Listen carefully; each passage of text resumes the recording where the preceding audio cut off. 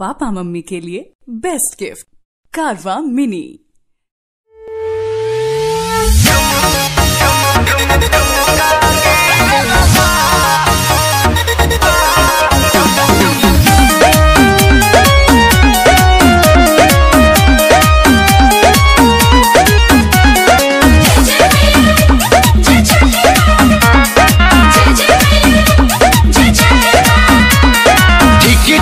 घरावा से आईनी जी, गंगा जी में डुबकी लगैनी जी। ठीक ठाक घरावा से आईनी जी, गंगा जी में डुबकी लगैनी जी। मंगती का कहबा चल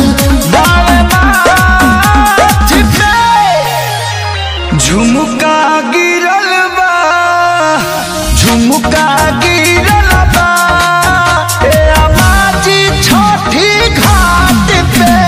झुमका गिरल बा ए आमाजी छोटी घाट पे।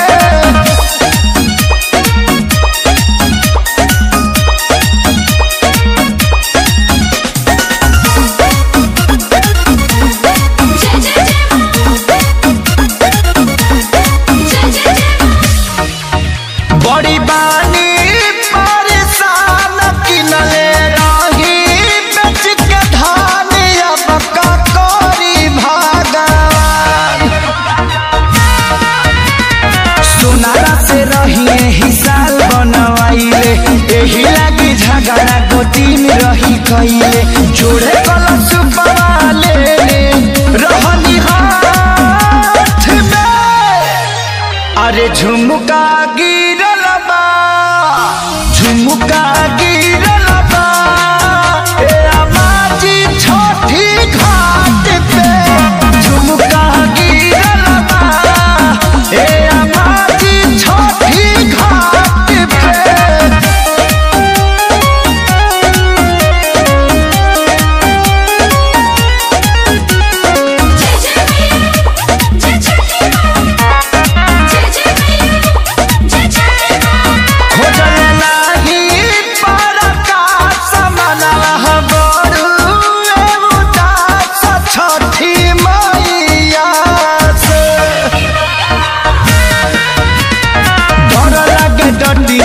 पिया के सारी हाय रे गजब भइल बाला चारी।